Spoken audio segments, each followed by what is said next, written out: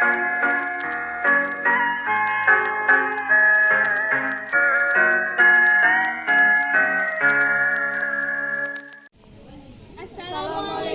warahmatullahi wabarakatuh.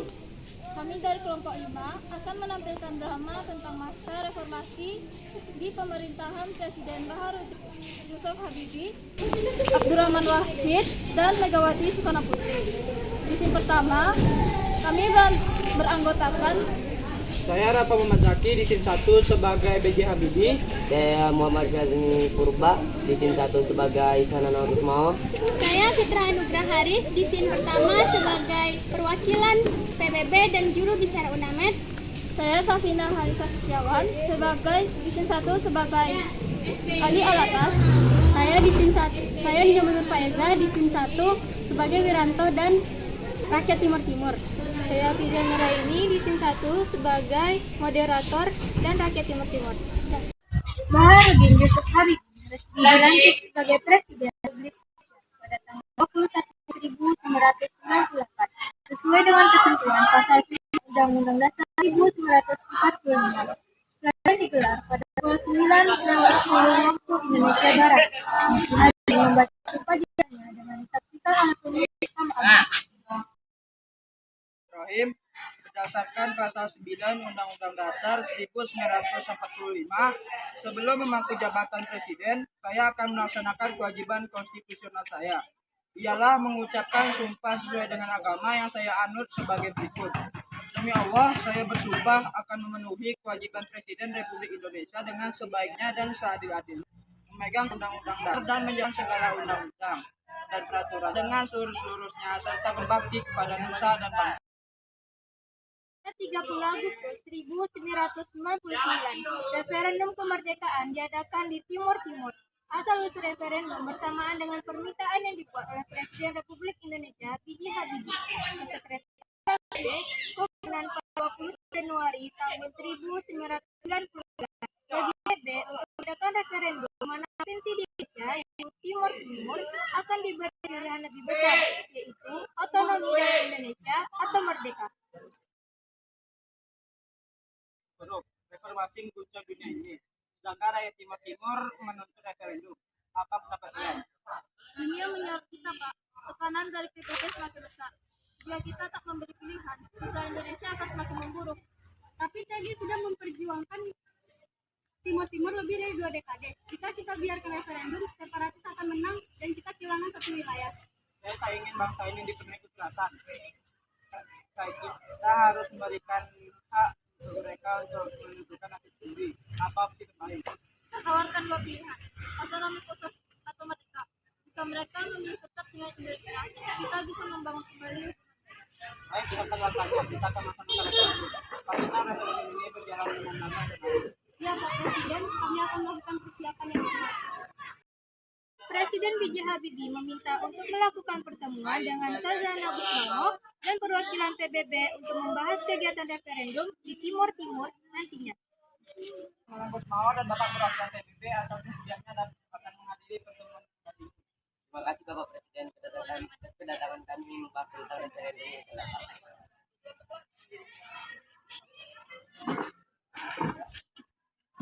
Kami memastikan suara rakyat di Timur didengar jelas. Kami sudah bekerja keras untuk mencapai momen ini. Kami juga ingin memastikan bahwa proses referendum ini berjalan dengan adil sesuai dengan standar internasional. Kami juga menekankan pengawasan internasional untuk memastikan proses yang adil dan transparan. UNAMED juga akan memantau seluruh proses dari awal pemungutan suara hingga akhir perhitungan suara. Tentu saja, kita harus melaksanakan referendum ini dengan damai dan bebas dari intimidasi. Saya mengerti kekhawatiran bapak-bapak semua. Indonesia akan sepenuhnya bekerja sama dengan UNAMED. Indonesia akan menghormati apapun hasilnya. 10 Agustus 1999 dilaksanakanlah referendum oleh seluruh rakyat Timur untuk dapat memberi suara dari pilihan yang diberikan. Sementara itu, Sanana Gusmao memberikan sepatah kata kepada rakyatnya sebelum melakukan pemilihan suara. Saudara-saudaraku, ini saatnya. Bertahun-tahun kita menderita. Hari ini kita memilih kebebasan atau tetap dengan Indonesia. Pilihlah dengan hati nurani. Pastikan kalian memahami pilihan kalian masing-masing. Tanggal 30 Agustus 1999 merupakan hari yang baik dan indah untuk kami. Karena yang kami inginkan ialah kebebasan kemerdekaan. Kami ingin bebas dari Indonesia. Yang kami inginkan ialah lepas dari hidup di bawah bayang-bayang negara lain selamanya. Ini kesempatan bagi kami, rakyat Timur Timur. Setelah pemilihan suara selesai dilaksanakan, perhitungan suara langsung dilakukan untuk dapat mengetahui hasil dari referendum Timor Timur. Hasil suara diumumkan oleh juri bicara UNAMED di ruang sidang khusus di Dili, Timor Timur.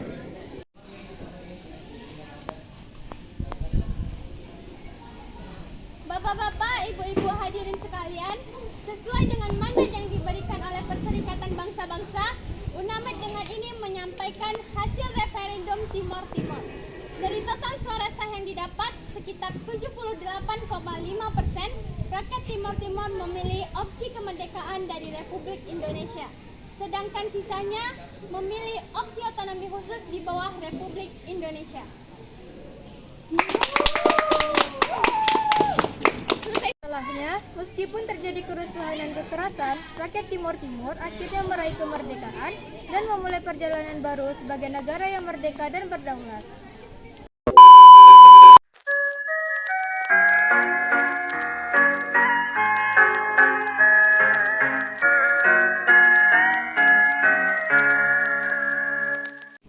Saya di SIN 2 sebagai Kiai Hasan dan aktivis 1. Saya di SIN 2 sebagai Gus Dur. Saya di SIN 2 sebagai Haji Malik. Saya di SIN 2 sebagai Amin Rais. Saya di SIN 2 sebagai Hashim Muzadi dan aktivis 2. Saya di SIN 2 sebagai Alwi Shihab dan aktivis 3. Presiden Abdurrahman Wahid dilantik pada tanggal 20 Oktober 1999 dan wakil presidennya yaitu Megawati yang dilantik pada tanggal 21 Oktober 1999 melalui pemungutan suara anggota MPR. Selang beberapa waktu setelah menjabat menjadi presiden, ia menyelenggarakan rapat dengan ketua MPR. Ia membuat sebuah kebijakan yang menyebabkan kontroversial sehingga rakyat ingin melengsarkannya dari jabatan presiden.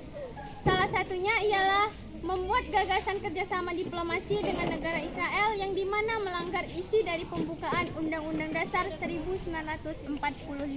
Rapat hari ini, saya memiliki keputusan yang penting yang akan diberikan kepada kalian semua. Saya akan membuka hubungan diplomatik dengan negara Israel. Pak Gus Dur, saya mewakili banyak anggota MPR khawatir dengan rencana Anda. Apakah ini tidak akan berdampak bagi stabilitas politik dalam negeri? Pak Presiden, apakah ini benar? Kita tahu bahwa rakyat Israel telah melakukan banyak pelanggaran hak asasi manusia terhadap rakyat Palestina. Saya tahu ini akan menjadi keputusan yang kontroversial. Namun, saya yakin ini adalah langkah untuk meningkatkan diplomatik dan ekonomi di negara-negara lain. Kita harus memikirkan ke depannya. Diplomasi ini bukan berarti mendukung kebijakan Israel, melainkan membuka jalan komunikasi untuk membantu politik Palestina. Pak Presiden, saya sangat kecewa dengan keputusan ini. Ini merupakan pengkhianatan terhadap perjuangan rakyat Palestina. Bagaimana jika kita kehilangan dukungan dari negara-negara Islam? Benar, pastinya anggota fraksi di MPR akan menentang keputusan ini. Bisa saja ada yang mengancam akan melengsarkan jabatan Bapak sebagai presiden. Saya tahu kekecewaan Anda, tapi saya harus memiliki keputusan yang tepat untuk negara ini. Politik memang seperti itu. Saya tidak takut kehilangan jabatan selagi saya benar. Ternyata alasan Gus Dur membuat sebuah hubungan diplomatik dengan negara Israel ialah karena Gus Dur menganggap bahwa perdamaian yang berkelanjutan di Timur Tengah harus dicapai melalui dialog, toleransi, dan kerjasama antara berbagai pihak termasuk Israel dan Palestina. Tak hanya mengadakan rapat dengan ketua MPR, ia juga pergi melakukan pertemuan dengan tokoh Islam yaitu Kiai Hasan dan Haji Malik. Gus, kenapa ingin membuka hubungan dengan Israel? Ini sama saja kita mengkhianati perjuangan Palestina. Gus, masyarakat akan sulit menerima ini. Mereka melihat Israel sebagai penjajah. Jika ingin Palestina merdeka, kita harus memiliki strategi. Kencaman saja tidak cukup. Dialog solusinya. Bagaimana kita dapat menjelaskannya dengan masyarakat di luar sana? Biar saya yang bicara langsung. Kita membantu Palestina dengan tindakan nyata, bukan hanya dengan slogan. Di luar istana, berbagai demonstrasi mulai terjadi. Parlemen mengadakan sidang mendadak untuk membahas sikap pemerintah. Organisasi Islam mengeluarkan pernyataan menolak rencana ini. Gus Dur tetap tenang di tengah kritik yang semakin besar. Aktivis pro-demokrasi berdemo di luar Istana Negara. Saudaraku, Gus Dur telah menyerang Palestina. Kita tidak bisa diam, mari kita teruskan perjuangan. Tolak hubungan diplomatik dengan Israel. Tolak kebijakan kontroversial Gus Dur. Bela Palestina. Gus Dur harus mundur. Merdeka! Walaupun banyak terjadi demonstrasi yang dilakukan massal, Gus Dur tetap berpendirian teguh terhadap keputusannya. Ia tampak tak menyesal dengan apa yang ia putuskan. Hingga akhirnya ia dilengsarkan dari jabatan Presiden keempat Republik Indonesia akibat dari penyalahgunaan kekuasaan.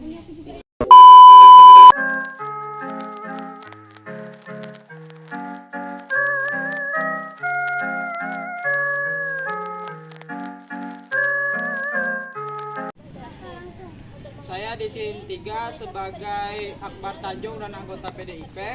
Saya di SIN 3 sebagai Gus Dur dan DPR. Saya di SIN 3 sebagai ajudan. Saya di SIN 3 sebagai Amin Rais.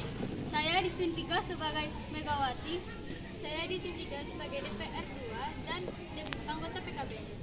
Menjelang kejatuhan pemerintahan Abdurrahman Wahid, tahun 2001, Indonesia mengalami krisis politik yang memuncak.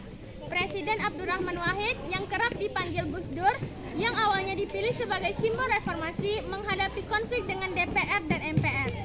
Tuduhan kasus Bulogate dan Brunei Gate, meskipun tidak terbukti, membuatnya kehilangan dukungan politik.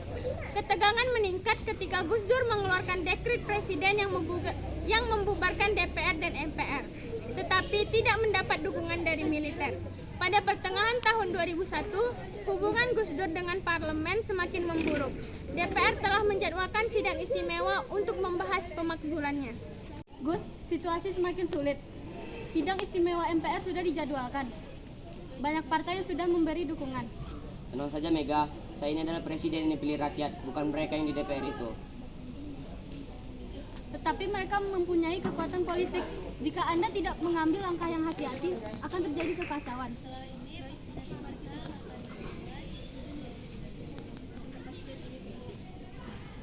Pak, Ketua DPR Akbar Tanjung dan Ketua MPR Amin Rais sedang melakukan sidang. Sepertinya mereka akan mempercepat proses sidang istimewa.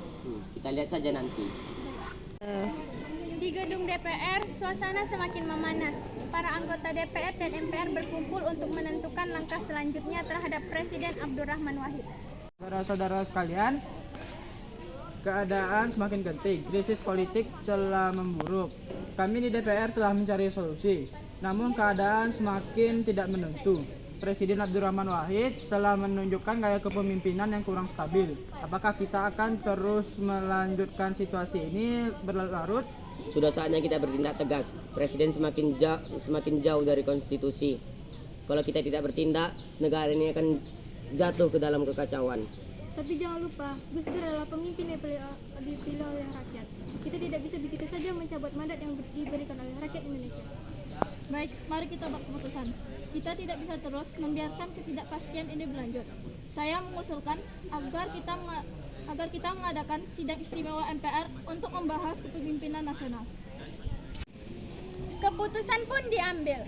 DPR resmi merekomendasikan sidang istimewa MPR untuk menentukan nasib Presiden Abdurrahman Wahid. Ini adalah langkah awal menuju pemakzulannya. Pada tanggal 23 Juli 2001, dalam upaya terakhir untuk mempertahankan kekuasaannya, Gus Dur mengeluarkan dekret presiden untuk membubarkan DPR dan MPR serta menetapkan keadaan darurat. Sebagai bentuk ancaman, Gus Dur terhadap DPR yang telah mengeluarkan memorandum yang kedua. Dengan berat hati, selaku Presiden Republik Indonesia, saya mengumumkan pemberlakuan dekret. Salah satu di antara dekret ini adalah pembukaan DPR dan MPR.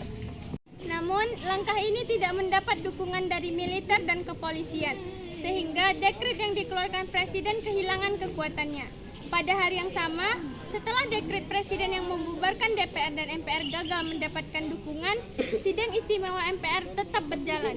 Para anggota MPR berkumpul untuk mengambil keputusan terakhir terhadap kepemimpinan Abdurrahman Wahid. Sidang istimewa MPR hari ini akan menentukan masa depan bangsa. Kita dihadapkan pada situasi di mana seorang presiden telah membuat keputusan yang bertentangan dengan konstitusi. Sebelum membuat keputusan akhir, mari kita dengarkan pandangan dari berbagai fraksi. Kami mengakui peranan besar Presiden Abdurrahman Wahid dalam bidang demokrasi dan reformasi. Tetapi gaya kepemimpinan beliau menimbulkan ketidakstabilan politik.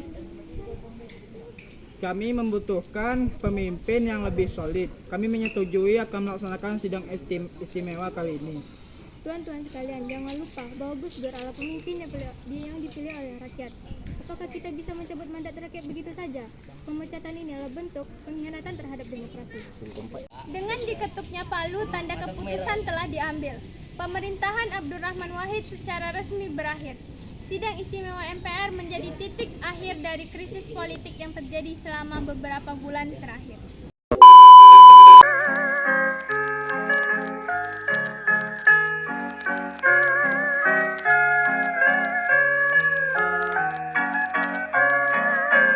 Saya di SIN 4 sebagai Taufikur Rahman Ruki. Saya di sini 4 sebagai Yusril.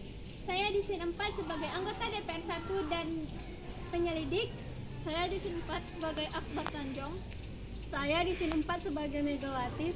Saya di SIN 4 sebagai anggota DPR 2. Akhirnya KPK. Tahun 2002, Indonesia tengah menghadapi krisis kepercayaan publik terhadap sistem hukum. Kasus-kasus korupsi merajalela dan rakyat semakin geram. Hari ini, di Istana Negara, Presiden Megawati Soekarno Putri memimpin rapat penting. Akankah sebuah lembaga baru dapat mengubah keadaan? Saudara-saudara, kita semua tahu betapa parahnya kondisi negara ini. Korupsi sudah menjadi budaya yang mengakar. Rakyat menuntut perubahan. Mereka ingin tindakan yang nyata. Ibu Presiden, saat ini DPR tengah membahas RUU tentang Komisi Pemberantasan Korupsi. Jika disahkan, KPK akan memiliki wewenang besar untuk memberantas korupsi. Apakah ini tidak akan tumpang tindih dengan kejaksaan dan kepolisian? Memang ada kekhawatiran tersebut, tetapi lembaga ini akan fokus pada kasus-kasus besar. KPK akan memiliki independensi penuh dan bisa langsung menangani perkara yang melibatkan pejabat tinggi negara. Tapi kita harus berhati-hati. Banyak yang menilai KPK sebagai alat politik. Apakah kita siap dengan konsekuensinya? Jika kita tidak bertindak sekarang, kapan lagi?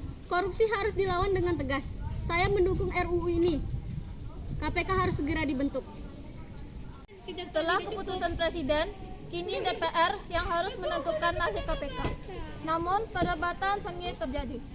Saya menolak pembentukan KPK. Lembaga ini terlalu kuat. Bagaimana jika suatu saat nanti disalahgunakan? Justru karena itu kita harus ada perubahan. KPK harus ada, korupsi telah merajalela. Kepolisian dan kejaksaan tidak cukup. Tapi kita tidak bisa sembarang membuat lembaga baru tanpa adanya pengawasan. Ini bisa menjadi bumerang bagi diri kita. Kalau kita terus menunda-nunda, korupsi akan menjadi jadi. Lihatlah tuntutan rakyat. Mereka butuh aksi nyata, bukan sekedar retorika. Saudara-saudara, saya memahami kekhawatiran kalian. Tapi, kita juga tidak bisa mengabaikan kenyataan bahwa sistem hukum kita butuh penguatan. Jadi, saya mengusulkan agar kita menyetujui pembentukan KPK dengan catatan adanya pengawasan ketat terhadap kinerjanya. Setelah perdebatan panjang, akhirnya DPR menyetujui RUU KPK. Indonesia kini memiliki lembaga independen untuk memberantas korupsi. KPK akhirnya resmi dibentuk berdasarkan Undang-Undang Nomor 30 Tahun 2002. Kini tugas besar menanti. Ini kita mencatat sejarah. KPK bukan sekedar lembaga, tetapi simbol harapan untuk rakyat Indonesia bebas dari korupsi. Saya harap KPK dapat bekerja adil, transparan, dan tanpa intervensi. Sebagai ketua KPK pertama, saya dan tim siap akan melaksanakan tugas sesuai integritas, tidak ada yang kebal hukum. Baru saja berdiri, KPK langsung menghadapi tantangan. Ada pihak yang tidak senang dengan keberadaan lembaga ini. Kita harus berhati-hati. Ada banyak tekanan dari berbagai pihak, tapi kita tidak boleh takut. Kita bekerja untuk rakyat. Jangan ketawa. Pak, ada kasus korupsi besar yang melibatkan pejabat tinggi. Sedikit dengan baik. Tidak peduli siapa mereka, jika bersalah kita tindak. Baik, Pak. Saya tahu, membentuk KPK bukanlah keputusan yang mudah. Banyak yang menentang, tapi saya percaya ini adalah langkah yang harus diambil. Jika kita ingin Indonesia maju, kita harus melawan korupsi sampai tuntas. Sejarah telah tercipta, namun perjalanan KPK masih panjang. Akankah lembaga ini benar-benar menjadi garda terdepan dalam pemberantasan korupsi? Rakyat Indonesia akan menjadi saksi.